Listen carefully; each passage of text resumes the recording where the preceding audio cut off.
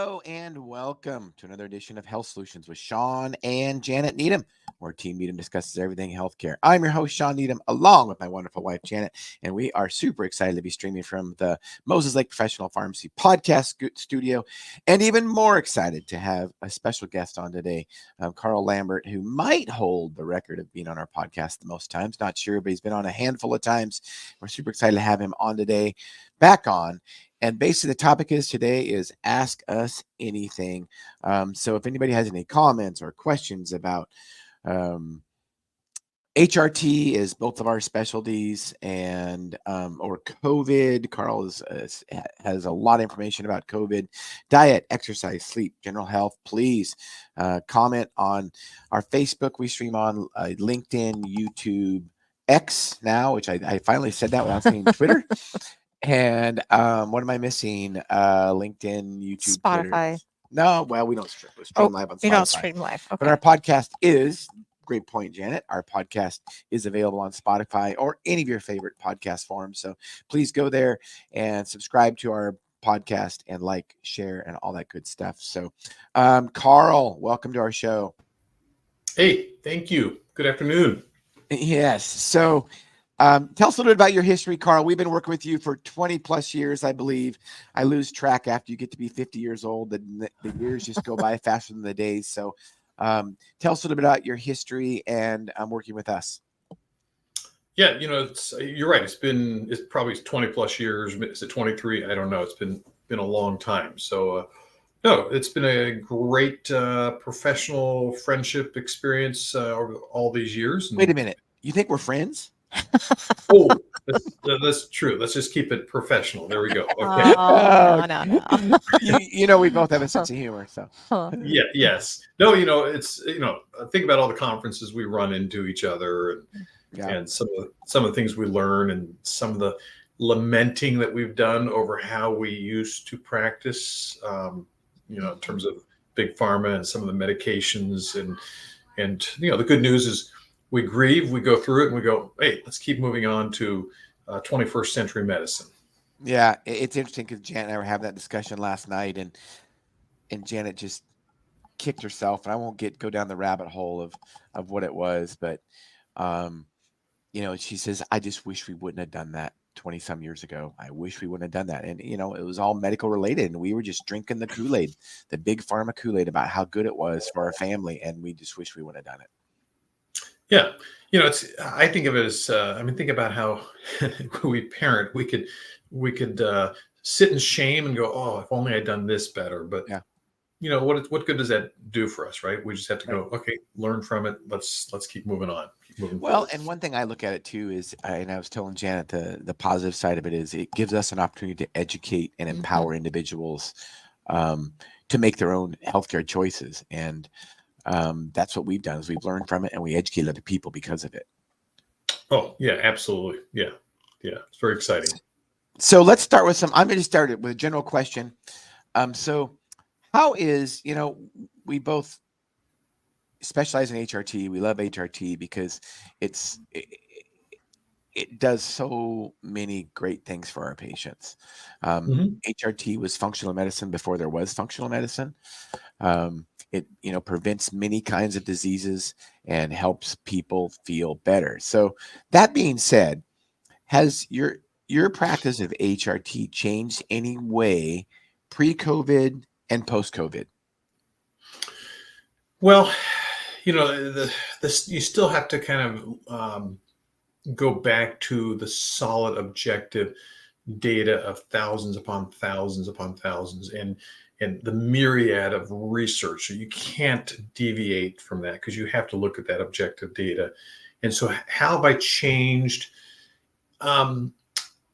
I would say I still take all that data and I still practice the way I've been practicing, but there's probably nuances and tweaks and changes and adjustments I've had to make in this post-COVID era.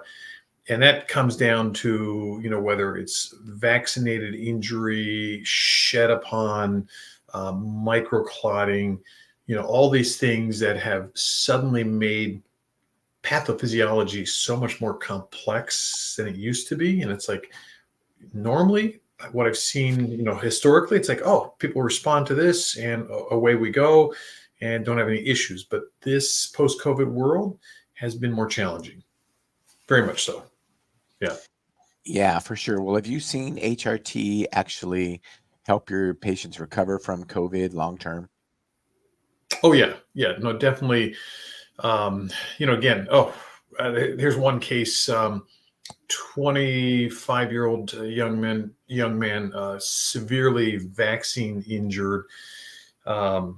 He'd been seeing all the specialists over on the West Side, UW long COVID clinic, and just finally got fed up and came over and saw me. And to their credit, to a lot of the specialists over there in the University of Washington, they did a whole plethora of lab testing.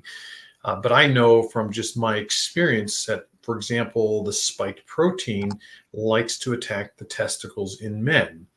And so the one test they had not checked on this young man who had lost 40 pounds, was no longer working, living with his parents, really miserable, brain fog, no energy. So I checked his testosterone levels, and I don't think I've seen levels this low in a 25-year-old man, but he was something like 170 total testosterone. In a 25-year-old, it should be 10 times that. Should be 10 times that. So, we honed in on that, started treating him for that as well, some other issues, and he's gaining weight. He's back playing basketball, feeling better, and hopefully we'll be able to kind of get back up into the workforce and be living again. So, wow. I'm sure you have lots of stories like that too. Yeah, that's just one of many. It's, honestly, you guys, it's overwhelming. And I wish there were more of us clinicians that would open our eyes that this really is an issue that's happening, and it's happening to our young people. I mean, age 15 to 44-year-olds. I saw 10-year-old getting Bell's palsy, a 14-year-old young lady with Bell's palsy just in the last month. Bell's palsy is something that impacts the facial nerve and causes paralysis. And we see that in 50, 60, and 70-year-olds, not in 10 and 14-year-olds. So, yeah. Well, it's kind of like myocarditis. I mean, we used to never see myocarditis in young children, or hardly ever at all, but especially not young children. Right. Yeah. So it's taken the immune system and has just flipped it for almost all of us. I mean, we're all impacted in one way or the other. And so it really, it's made practicing that much more complex, that much more challenging. Janet, what questions do you have for Karl? Well, I think we may have already talked about it, and I'm not sure if you threw this out there, but we have a patient that we share that was injured from shedding, we believe, and ended up having a stroke. And how have you seen a bilateral stroke? Right. Yeah, how have you seen that play out as far as being able to balance her hormones and getting her on a trajectory of health? Because, I mean, she was a very healthy individual before this all happened.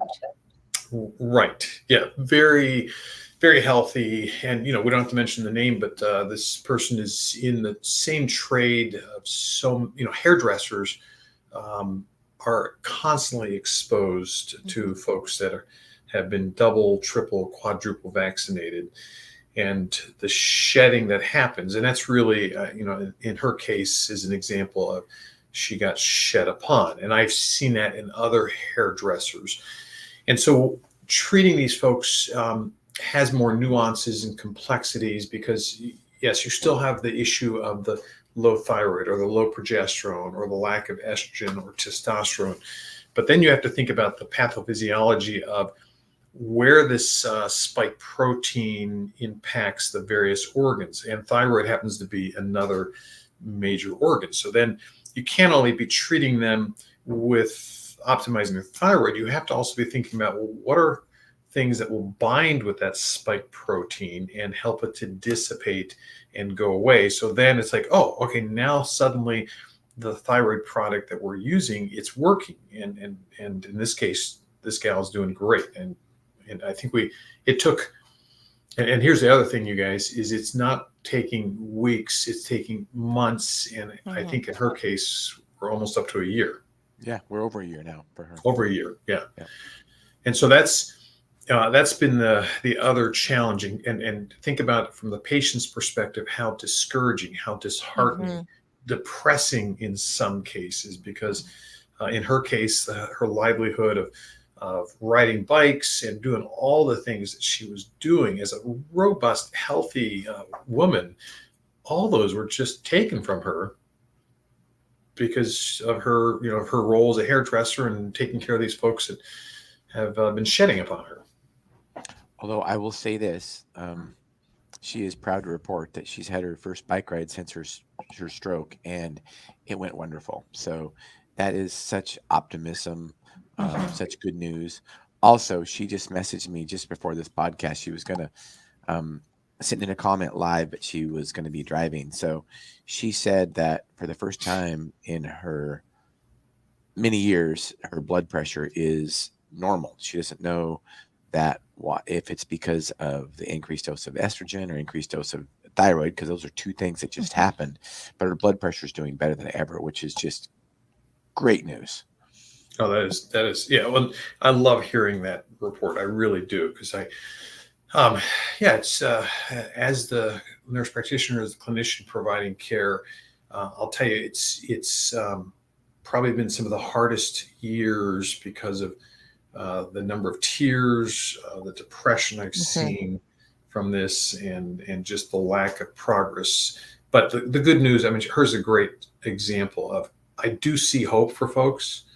And I do see, people getting better. I mean, even this young man from the Issaquah area, when he came with his family, it was a dark, gloomy kind of cloud over the room because, they'd already, who are you to think you're going to, get us better? But we've heard that maybe things will improve. But for him to get better, they're just like, okay, got to keep going, got to train more folks to step out of the sick world that they're in, the sickness model, and do what we're doing, because there really is hope. But I'll tell you, Shawn and Janet, there needs to be more of us. Yeah, I agree. Although, as well as I do that with the way our healthcare system works and is backed so much by big pharma, the chances of a majority of the healthcare professionals turning away from that anytime soon is just, the chance is very small. So, we have to do our best. Well, and this is where, I think I shared with you the statistic of, let's see, in 21, Dr. McCullough was saying it was about 6% of us clinicians nationwide were treating an entire nation. So that represents 0.0000375%, something minuscule, right? And so at the last Freedom Conference that we hosted, I think it was Dr. Bowden who said it's up to 3%. So that's exponential growth. Yeah, that's right. Yeah, that is right. So, I know you probably feel the same way I do, but one of the things that I love what we do because it is so rewarding.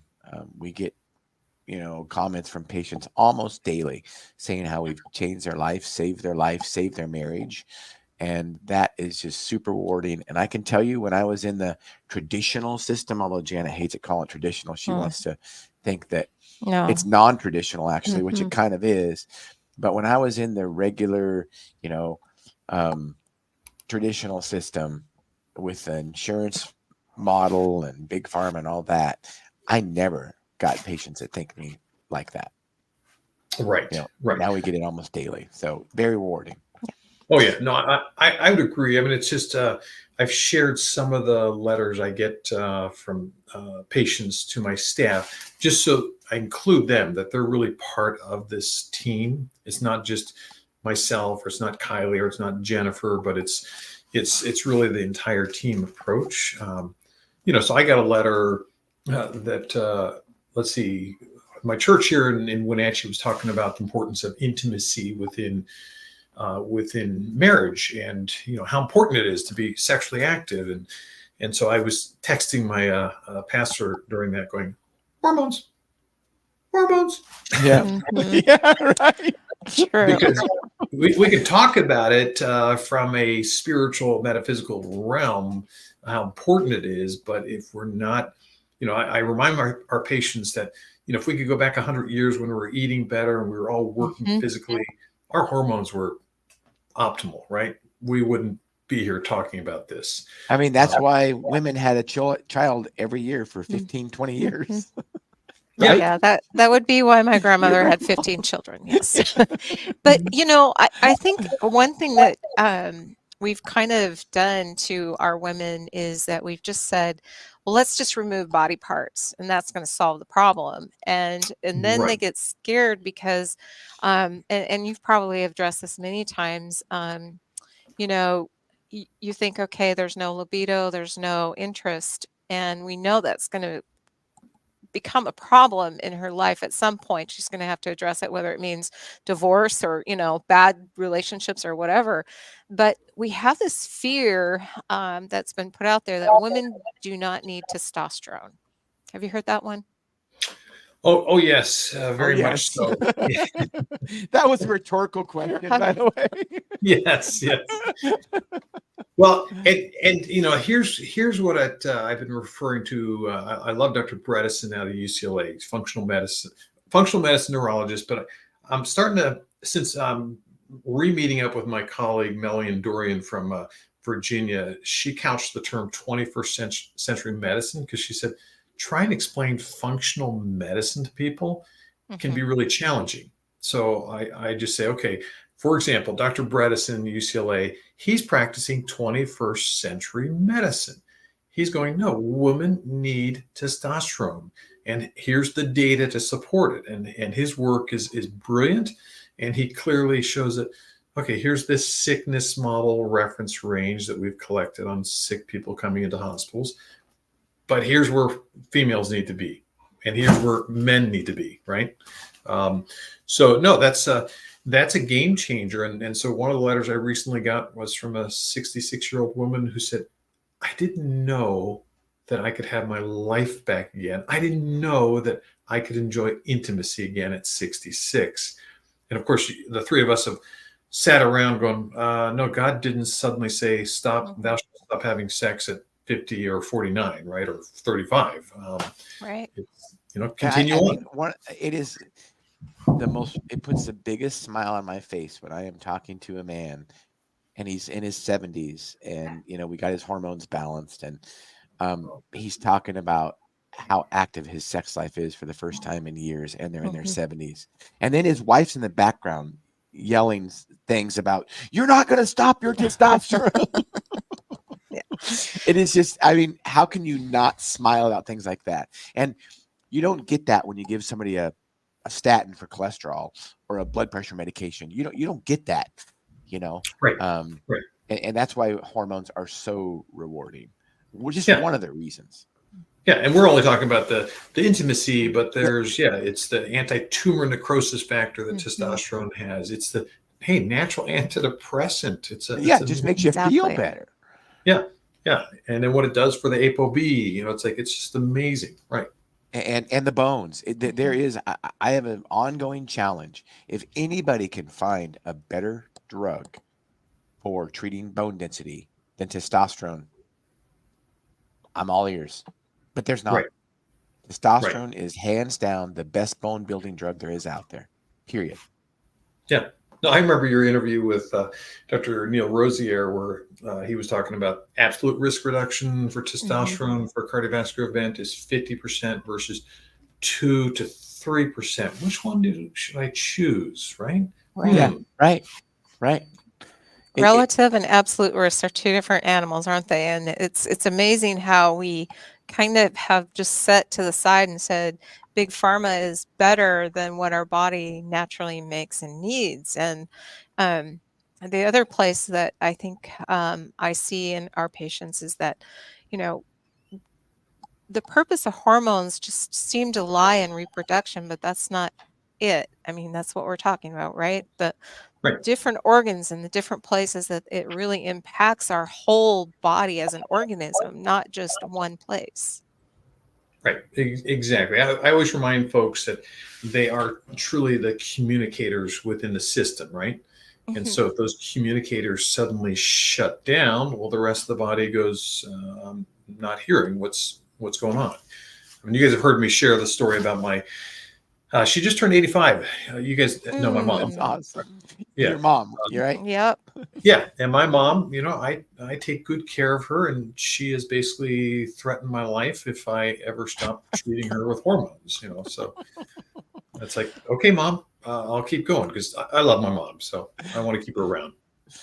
Yeah, we've shared this story before, but it's we're sharing again. We've got a 90-some-year-old patient, and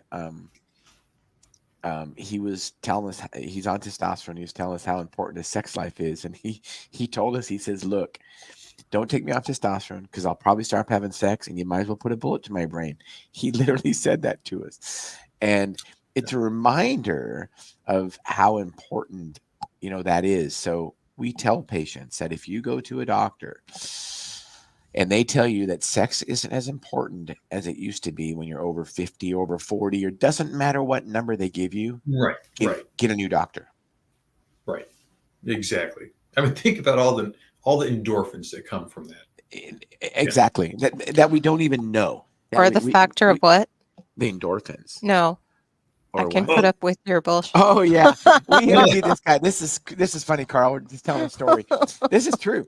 We interviewed this doctor from California, and he specializes in hormones, and he's on the same page that you and I are. Mm-hmm. And he was telling us a story, and he is just very black and white. Right. And he was telling us a story about how one of the good things that having sex in a marriage comes from, one thing, good things that comes out of it is that you can, and he literally said this, you can put up with each other's bullshit better. Hey, he didn't put the toilet seat down. Well, that's okay. We have sex, so it doesn't matter. But there is something very positive about that, because you think about women when we are breastfeeding our babies. There's so much more that happens besides the physical act of that. And, we're talking about these chemicals that are being released in our brain, these endorphins.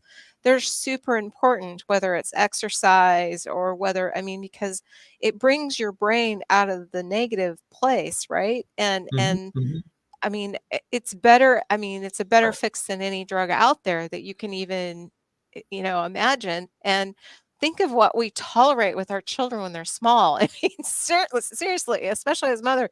And, there's a big point along that, I think, in putting things in perspective in our life when these natural chemicals that we're blessed to have actually are happening. Right.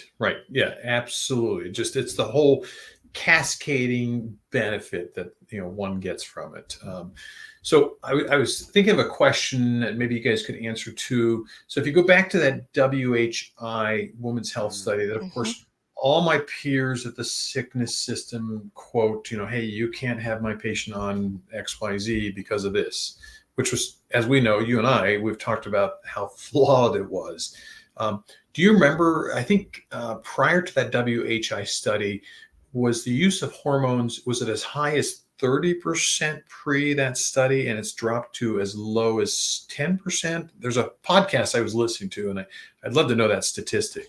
I don't know those numbers, but I do know that it was a lot higher before the WHI study, which was 2002 that it was released, and then it just fell off the map. Yeah, it fell off so dramatically, and I've been thinking about, okay, so has cancer rates slowed down? No. Has stroke and heart attack, cardiovascular disease? No. They've all just increased dramatically, right? And even just a prelude to that should be this. There were some symptoms that will come out faster than heart attack and stroke, or osteoporosis, or dementia, or whatever. One of those symptoms are urological symptoms. So immediately, one of the specialists that started to see problems after that were urologists. they started to see an increased risk of all kinds of urogenital problems, including urinary tract infections and vaginal atrophy and urinary incontinence. Because all these women, they were fine when they were on their estrogen, but now they're on their estrogen, they're having all these bladder and urogenital symptoms. And so urologists were one of the first ones to see the bad effects of the WHI study. And what can we take away from the WHI study? There's one or two things, in my opinion, that we can take away from the WHI study. Because really all that it said was Premarin and medroxyprogesterone acetate might increase the risk of cardiovascular problems and breast cancer. And you could even look at the study, and the study was not done well because of the age groups of placebo versus people in the treatment group. But either way, the thing is Premarin is not bioidentical estrogen. It's not estradiol. It's not estriol. It's not estrone. It does have some estrone and estradiol in it, but it's also got at least 19 different estrogens in there. One of them, which is equilin, which comes from a horse only. Most of them aren't, of these estrogens aren't natural to women. So you can't compare it to estradiol. And medroxyprogesterone acetate, even more so. You cannot look at medroxyprogesterone acetate like progesterone. They are completely different molecules and have completely different effects in the body. So how ignorant is it of doctors to even buy off of that study in the first place? But 20 some years later, we are still making women suffer the consequences of not going on hormones because of the fear of that. Well, I think, and putting in perspective what I've shared with patients is that I agree with it 100%. Premarin and Provera are horrible and they're bad, and I don't think I'd ever want to use them. I mean, that's the only takeaway I take from that study. But Karl, you've probably seen this with your ladies and even for men for that matter. But what about the question that happens, because of the WHI, if you've been through menopause so many years, we shouldn't treat you. Have you heard that? Because I hear that almost every day. Right. Yeah. It's, I think of Dr. Flavio from Brazil, who I have met at a lot of the frontline critical care conferences. And I think of his accent. You Americans are so stupid. Well, I love it. Yeah, right. Well, go ahead. And did you see that 5-minute podcast I gave to you from my colleague? Did you get a chance to review that? I did. If you did send it to me, I guess I didn't see it. So maybe I did. I don't know which one you're talking about. We text quite often. So. Yeah. So it's a 5-minute presentation that Melanie is doing to the HR directors and showing them, okay, we're spending $4.1 trillion in medical costs, and America, the United States of America, is the bottom of the barrel as far as money-making producing countries, as far as our healthcare, right? And so hormones play a role in that. And Janet, what was your original question as I kind of steered off? Should we treat women 5 years post-menopause? Yeah, absolutely. It's like whoever came up with this stop at 10, just like, the slogan with tetanus, do it again in 10. It's like, I think there's just slogans that people come up with. There's no research to back it up, right? Kind of like social distancing. Right? Seriously. Well, it's really sad because I do have ladies that come in and they talk to me and they'll say, and my answer is, if he's not willing to treat you, let me give you somebody who will. But it's a true thing that's out there that in our provider world of being doctors and telling people, hey, you can't do this because you're so far out there. And so, I always try to dispel that for them and say, okay, well, pretty sure that you can, but you might rethink who you're going to, because I feel like that's a big one. Like that's a big place that we end up like, oh, there's no hope for you. We can't do anything for you here.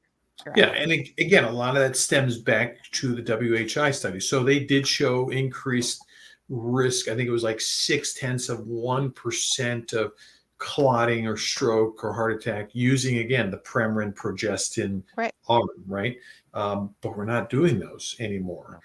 And we're using bioidentical estradiol, and I kind of say it's 10 times less the potency of whatever is in that Premarin component, right? So if it's 0.6% increased risk of starting after that 10-year window, and it drops significantly, and again, that's based on I'm using the WHI study against them in that regard. Right. No, I get it. Yeah. Now what we're doing is something that is completely, it's like 10 times less, so it's near zero or zero, right? Well, and let's not forget, one of the most debilitating diseases to women is osteoporosis. And when women will say, well, my doctor says I shouldn't be on HRT anymore. So what are your thoughts about, how long should I be on this? I'm like, well, ask your doctor because you had osteoporosis and now you don't, at least numbers wise, because of you being on HRT, ask him how long he would put you on a medication for osteoporosis. And the answer is until they die. So why do we treat hormones any different?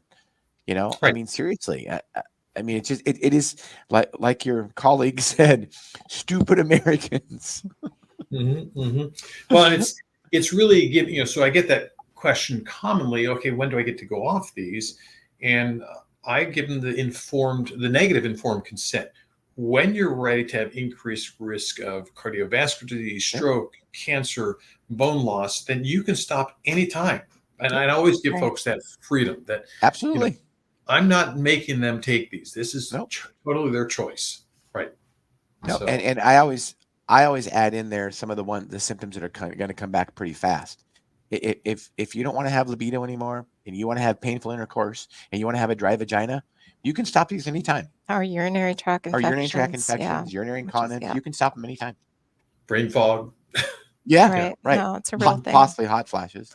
Insomnia. Go ahead. So in the thought, if we stay in the sick care world, most of these women are going to be told at some point in time, because I feel like this is the only path we go down, is that, how we're going to solve this for you is we're going to give you a hysterectomy. We're just cut everything out.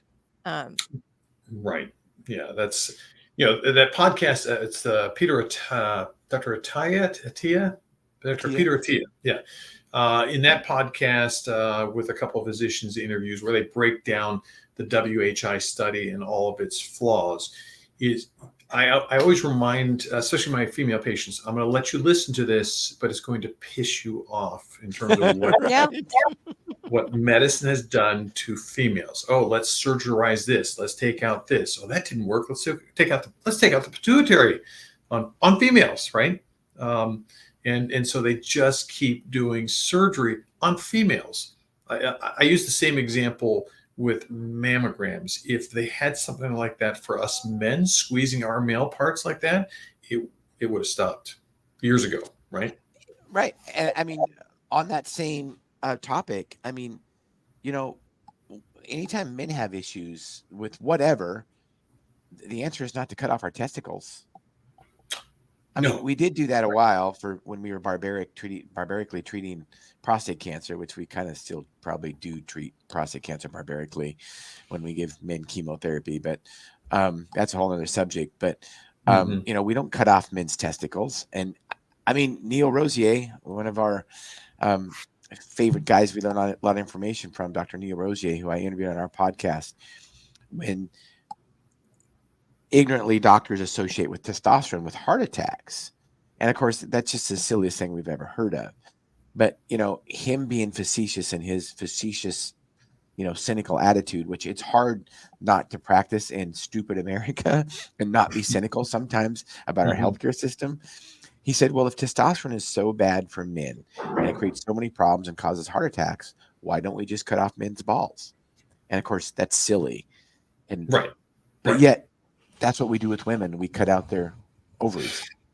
Yeah, absolutely. No, it is truly maddening. And what was the other thought I was going to have about that? But it just skipped my mind. So if there's another question. Well, there is a question. Why don't we stream Margaret's comment? One of our favorite patients just made a comment. So you want to read that, Janet? I thought I was falling apart with severe joint pain, mainly hip and shoulder, but once Carl put me on hormone therapy, I feel like I'm a new person. My hip is completely gone and my shoulder pain is manageable. Thank you, Carl, for all you do. Thanks, Shawn and Janet, for bioidentical hormones. Well, thank you, Margaret. Yep. We love those kind words. Thank you for watching and listening today. So in this discussion of what she's saying, I think she's touched on something we haven't even talked about today. Mm-hmm. And you probably see this. Hormones play a balance in our pain tolerance and how we feel too. Can you want to speak to that? Because I think that gets overlooked a lot. Well, what I describe, and so no, it's a beautiful comment from Margaret, and so no, thank you for that as well. It's just, her comments and some of the other folks, it's what keeps us going, right? Oh, amen. Yes. Let's go back to when we used to practice in the sickness realm. We weren't getting folks saying, thank you for putting me on that drug or that statin. Never. No, never. Yes, it was never. It was so the role that hormones play. So again, let's go back to 21st century medicine, functional medicine. So, we're talking about gut function, gut, I always used to love what Dr. Hoey would say, that the gut is the engine that drives the system. So, let's have good gut function. But the role that hormones play is the role in transport of nutrients to the joints, which then allows healing. Right? We're getting all these great nutrients, all these great enzymes that we need to kind of reduce inflammation. So that's very common to see amongst folks saying, man, my hips, my shoulders, or I'm not sleeping, but now I'm sleeping better. Well, sleep is a huge healing factor, right? I mean, sleep and what we put in our gut, those are the two primary things. And if we can get those resolved, it's amazing. Now, I do have some that will argue that, well, first let me have my patient prove that they're going to take care of their gut and they're going to exercise, and then maybe we'll consider putting them on hormones. And I just have never seen that work. No. The patients are already feeling bad enough. Yeah, I think hormones first. I agree with that because and then work on those other details. I will say this coming from the standpoint of dealing with a thyroid problem in my life.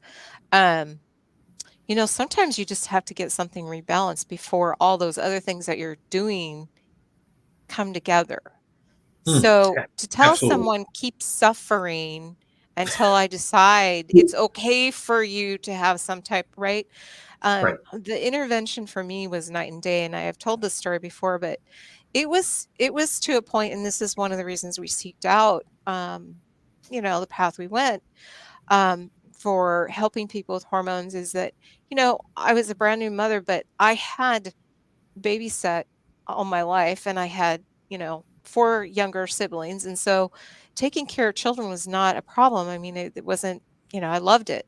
But when my children were, I think Jordan was just a newborn and my other one was a 2-year-old, their behavior was normal, but my connection to it was off, and I knew it. And I found myself crying a lot, wanting to avoid things, wanting to avoid people. I mean, and it wasn't until I actually got that hormone back in and balanced that, now I can live, like I can be who I am, right? So to deny someone because you want to decide whether or not they're going to me, it's really sad, because that would be very barbaric. I mean, because I knew there was something wrong. And most of the time when people come to us, they have a sense there's something not right and I need help.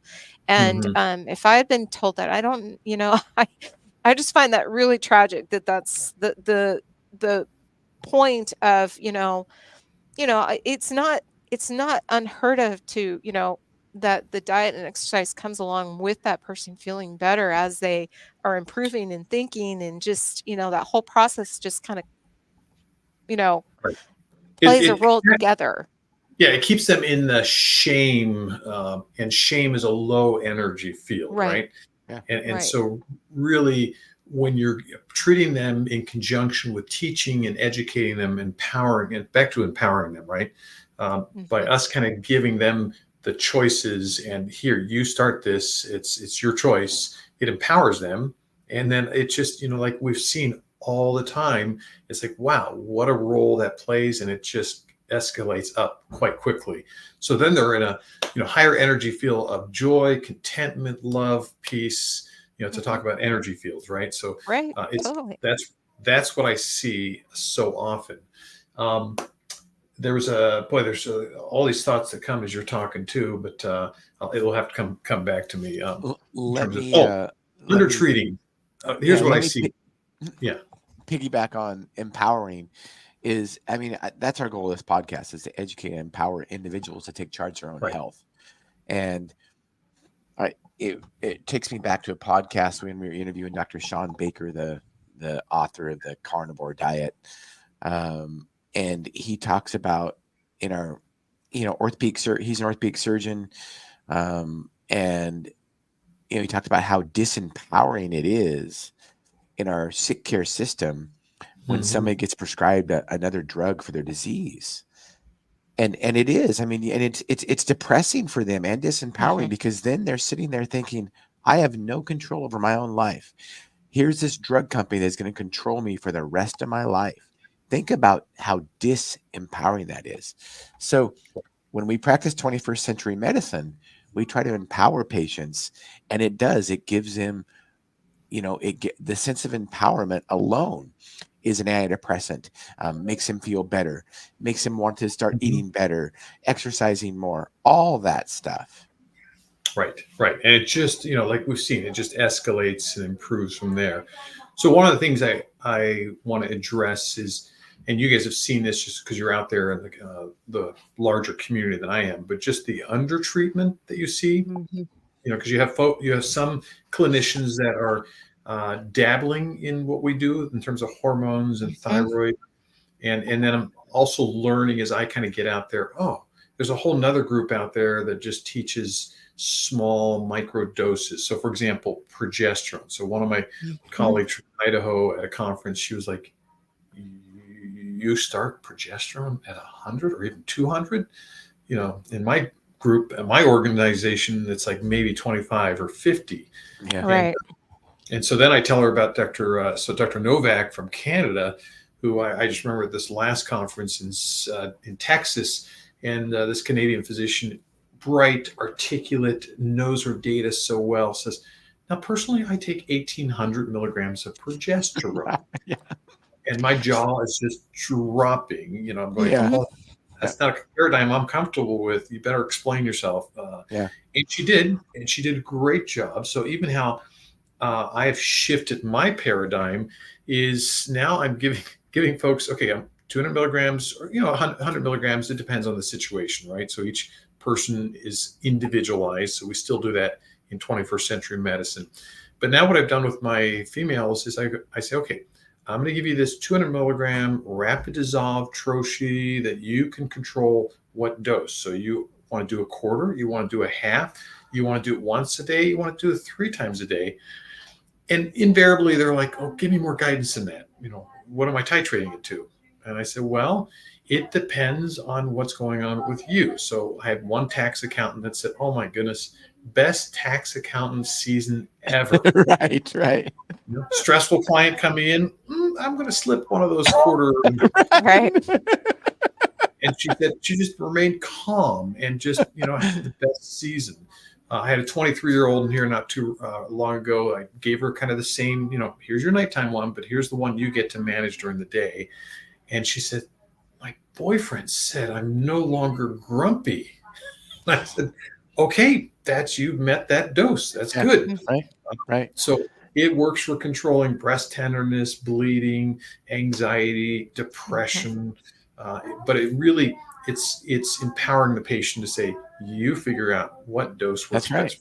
That's right. Because ultimately they have to be in charge of that. It's their body. We can educate them, but ultimately they have to be in charge. And speaking of microdosing, underdosing, conservative dosing, whatever you want to call it, we get the same thing with testosterone, and not for women and for men. I see, providers out there that are prescribed 7.5 milligrams of testosterone for men. And it's just like, okay, I know. And, as pharmacists, we have to be very careful between the patient and the provider, because we don't, we work with those providers, and we don't want to burn any bridges, and we just want to be educational. So we have to say, well, this person is very, very conservative. Maybe we can get them to up the dose a little bit or whatever. And a lot of times it ends up. Did you say 7.5? 7? Yeah. For a man, yes, absolutely. Oh, Yeah. yeah. I've seen 0.025 for a woman, Karl. Yeah, I have. I mean, seriously, it's like, And why are we wasting our time? I mean, it's a like, fear, I think, that has been taught to somebody, and they just don't understand. I mean, it's sad, but it's true. Because the only way I can say you get there is that you've been taught with an organization that believes that hormones aren't good for you. Otherwise, I mean, 0.025 is like, I cringe when I get, let's increase this woman's dose by 0.01. I'm like, why? Right. Why? She's probably doing that with her cream and her syringe anyway, every other day anyway. So I don't know why we are even, but I mean, we have to be polite about it. But at the same time, this underdosing thing, I'm not really exactly sure where it all comes from, but I see it daily. Right. Well, there's a reason why you're having me on the podcast. I mean, I'm probably one of your number one prescribers, right? And it's because I have such an incredible high success rate. Folks keep coming back, and because they feel good. That's why we refer patients to you, because we know they're going to feel better quicker. Right. Yeah. So so testosterone, the best way to explain that, and again, there's so much data and so much mythology about testosterone, right? It goes back 100 years to, is it Morgenthaler or Morgenthau? I can't remember the urologist that, did that. I think it's Morgenthau.